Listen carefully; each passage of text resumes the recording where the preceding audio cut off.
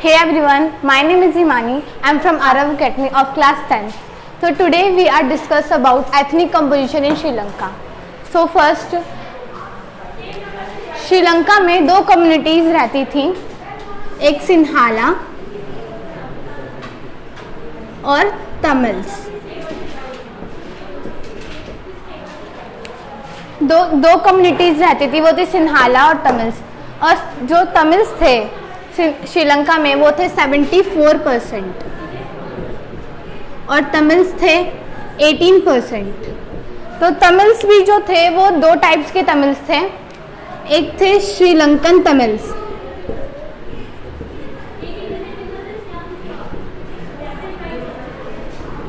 जो थे 13% और थे इंडियन तमिल्स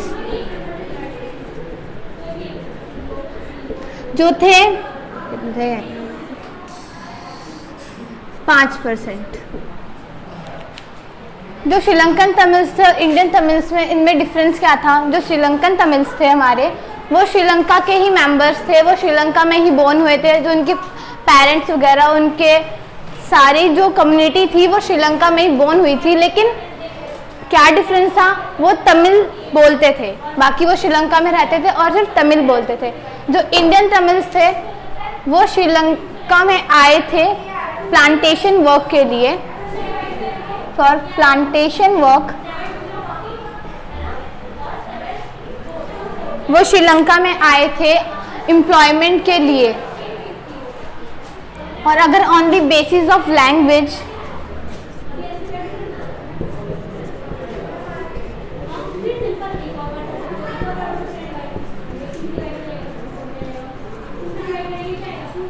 जो सिंहाला थे वो सिंगली लैंग्वेज बोलते थे और जो तमिल्स थे वो तमिल लैंग्वेज बोलते थे।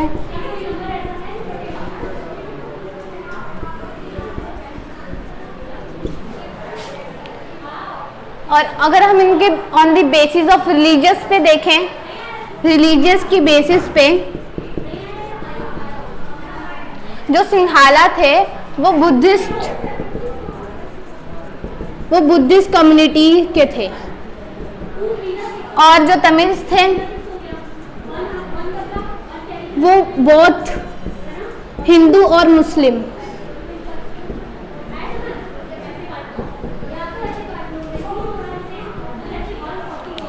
तो ये थे इनमें एक लैंग्वेज पे और एक रिलीजियस पे। तो एक कम्युनिटी और आती है इस पे, जो थी क्रिश्चियन। जो क्रिश्चियन थे वो भी श्रीलंका में रहते थे और ये जो थे वो दोनों लैंग्वेज बोलते थे, सिंगली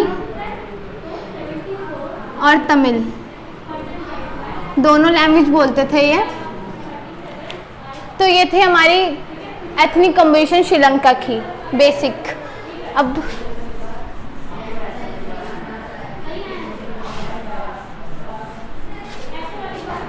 मेजॉरिटिज्म इन श्रीलंका।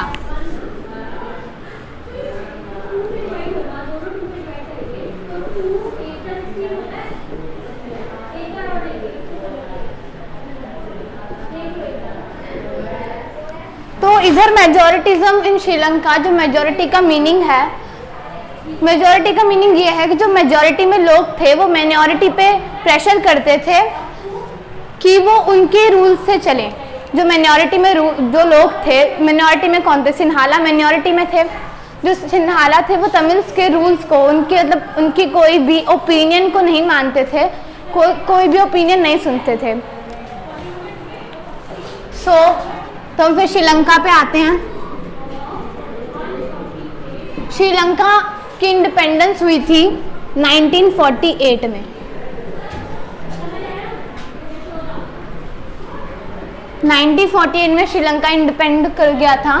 उसके बाद यहाँ तक तो सब ओके था, लेकिन फिर 1956 में श्रीलंकन गवर्नमेंट ने एक लॉन्च कर दिया जिसे कहते थे सुप्रीमेंसी को लॉन्च कर दिया, जिसमें जो सारे राइट्स थे, जो सारी राइट्स थे, सारी डेमोक्रेसी वगैरह जो थी वो सिंहालास को मिल गई थी। और उन्होंने सब करने के बाद जो सिंघली लैंग्वेज थी उसको भी नेशनल लैंग्वेज बता दिया था कि सिंघली जो है वो श्रीलंका की नेशनल लैंग्वेज हो जाएगी, ऑफिशियल लैंग्वेज मतलब।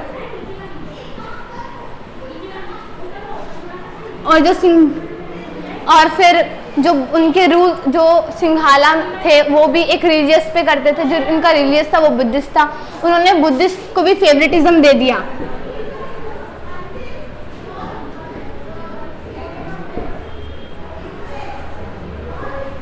बुद्धिस्ट को फेवरेटिज्म दे दिया मतलब बुद्धिस्ट को प्रोटेक्ट करने लग गए उनके रिलीजियस को, लेकिन तमिल्स को इनमें से कुछ नहीं मिला। उसके बाद कॉन्सिक्वेंस,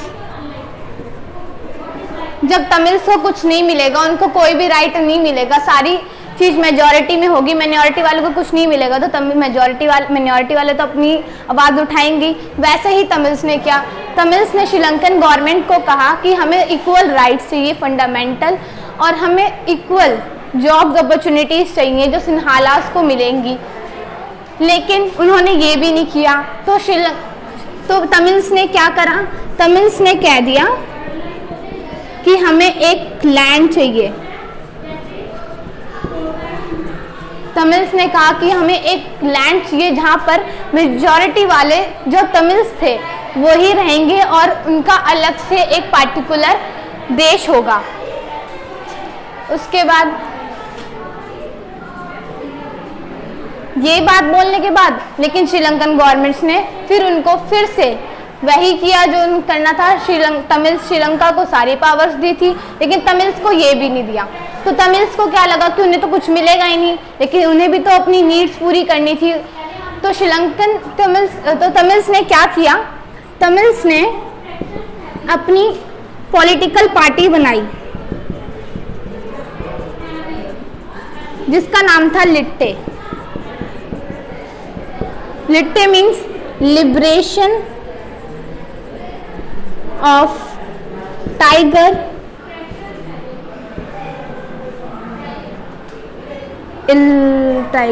इलम। उन्होंने ये कम्युनिटी बनाई। इस कम्युनिटी को लॉन्च करने के बाद उन्होंने क्या किया, श्रीलंका पे बॉम्ब अटैक्स करने लगे। वो श्रीलंका की स्टेट्स पे बॉम्ब डालने लगे। तो फिर ऐसे ही जो हमारे एक्स प्रेसिडेंट थे राजीव गांधी, उन पे भी इन्होंने लिट्टे ऑर्गेनाइजेशन ने बॉम्ब डाला और फिर उनकी डेथ हो गई। क्यों डेथ हो गई, क्योंकि जो राजीव गांधी थे वो श्रीलंका और तमिल के बीच भी जो कॉन्फ्लिक्ट चल रहा था उन्हें सुलझाने के लिए गए थे, लेकिन उनसे भी ये चीज़ नहीं हो पाई, इसलिए लिट्टे ऑर्गेनाइजेशन ने उन्होंने मार दिया। फिर हुआ सिविल वॉर। सिविल वॉर हुआ था सिंघाला और तमिल्स के बीच। सिविल वॉर होने के बाद सारी इकोनॉमी जो थी उनकी, सारी डेमोक्रेसी, सब कुछ जो था श्रीलंका का सब डाउन हो गया था। तो थैंक यू।